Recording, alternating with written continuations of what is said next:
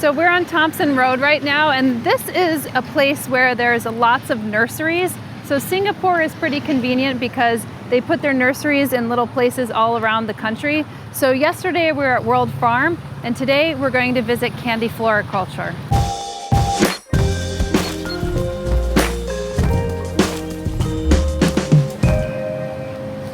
Ooh, this is an ardisia. I've always thought these would be excellent houseplants, but I've never seen them in the States. These are particularly easy to grow just by a leaf cutting. So if you just take one leaf towards the stem and you give it a lot of humidity and some heat and indirect light, you'll be able to actually grow this plant with a lot of patience. But I always thought this was a really beautiful plant because it has this kind of bushy habit and it has this metallic sheen with a little of a serrations along the edge. I think it's a very attractive plant. Never usually see it in the United States. I did get a cutting from a botanic garden, but it's nice to see that it's here in Asia. Well, it's cool to see what's unique in nurseries in Singapore, but it's also nice to see what is not unique and ubiquitous. And if there's any ubiquitous houseplant, it's the spider plant. It's not my favorite indoor plant in the whole world, but I think it's a great starter plant because if you have enough light for it, it's very easy to propagate because as you can see here at the end of these stems, you see these little plantlets kind of growing here. And these are great. You could put them directly into soil, still attached to the mother. You could clip them off. I'd wait until they're a little bit bigger and then they will start to root themselves. And you could see that you could get hundreds of little spider plants just off of this one mama plant. And this one's a nice one. It looks very flush and it's a variegated version. Let's go check out some more. This is a really nice ficus right here. I think they're called golden gems. This one's bigger than I typically see, but that's the case for a lot of plants here in Singapore.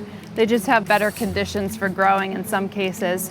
But this one's a real beauty. I love the variegation of these leaves. And again, it's a ficus. So if you have the right conditions in your home, then generally you could grow these and they'll grow fairly large. Oh geez, and look at these cacti. Looks like they had just arrived and they're packed with styrofoam so people won't get pricked by these large spines here, which I think is smart. So if you've ever wondered how to transport your cacti, here's a good way to do it. Let's go in this little back alley.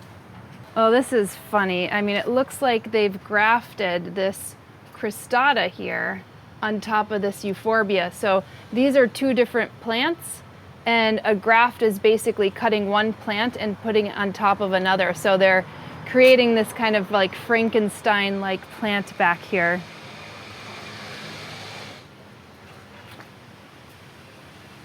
So we have some Peperomia scandens, Variegata, some Ficus, some more Peperomia here.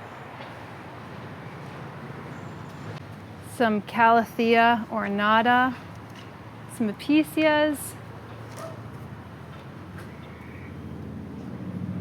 and then this is pretty neat. These are some Anthuriums. This is not as common in the States. You have to get it from more specialty growers, but they have a good selection here. Some Calathea orbifolias. These are really nice. It took me a while to get one of these, but these are generally pretty easy Calatheas to grow. This one is an incredible Episcia.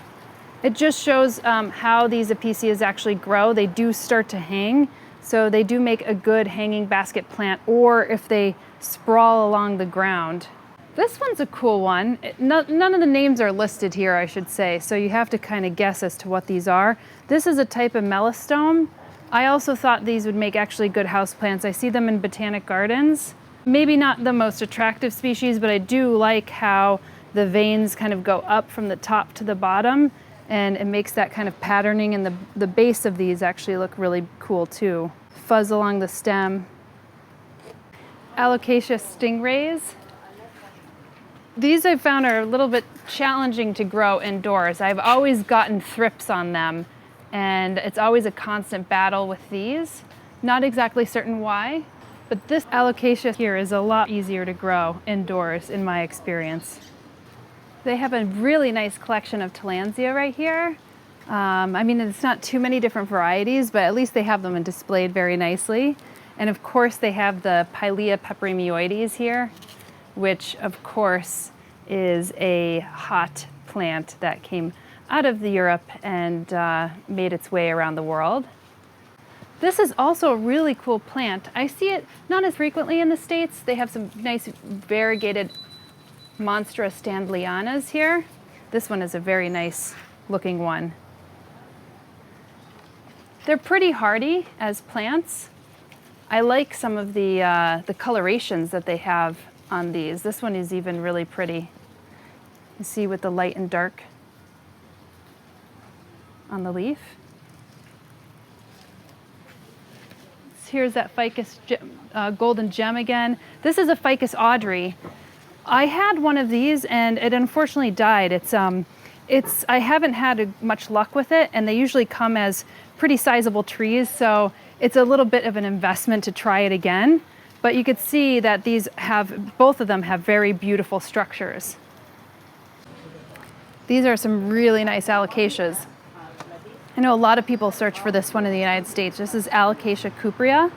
They call it the mirror plant. I think it looks like a 10-pack of abs right there. But it has a really beautiful metallic sheen. Generally pretty easy to grow. They don't need to be wet all the time, although they don't mind being a little wet compared to some alocasias. And then this one is the silver dragon, which hasn't hit the States as much, but you could actually see on the back of it some of the colorations. Has that really nice creamy green underside, that silver top, and it has some really nice colorations with the red and the green on top, the red on the bottom and the green on top. Oh my God. Look at this chicken. See, this is why everywhere I go, I think of Kippy. Maidenhair ferns are Kippy's favorite plant in the whole world. Oh my God, look at that chicken. Oh, it's so cute. Hey, Mr. Chicken.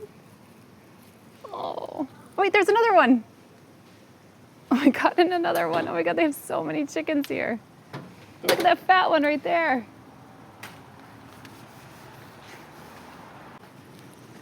Here's a nice Monstera deliciosa variegata. Oh, and these Calatheas are really beautiful too. Not easily found in the United States. Oh, I see some Hoyas over here. I really love Hoyas. I've started getting into them probably 9 or 10 months ago, so I've collected quite a number of them. You have some of these, the heartleaf Hoyas, which are pretty popular on Valentine's Day, obviously because they're shaped a little bit more like hearts. This one's a Hoya publicalis. This can get a nice silver and sometimes purpley kind of flecks. There's some cultivars that are a little bit more purple.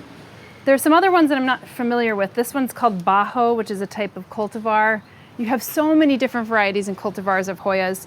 Some of them get those nice orb-shaped inflorescences, and some of them smell. Some of them only particularly smell at night, so in the daytime, if they're flowering and you don't smell anything, sometimes you have to wait until the evening hours. But these are really cool, and some of them have more impressive flowers, and others have a little bit more impressive foliage. I've seen this growing everywhere, and I have one at home, and this is curry leaf.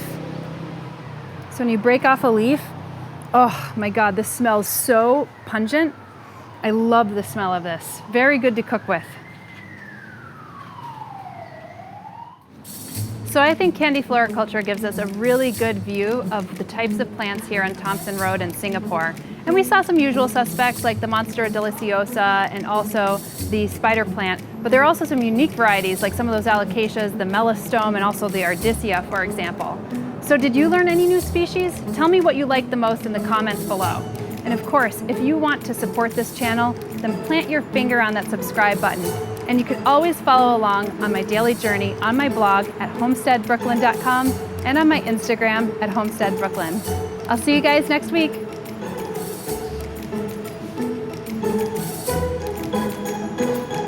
Don't forget to check out my latest book, How to Make a Plant Love You.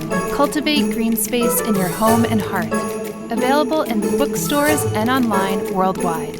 And if you're looking for more tactical plant care, including the 300 houseplant care spreadsheet, then you could turn to the Houseplant Masterclass, which is the first online audiovisual course on houseplant cultivation, care, maintenance, and more at houseplantmasterclass.com.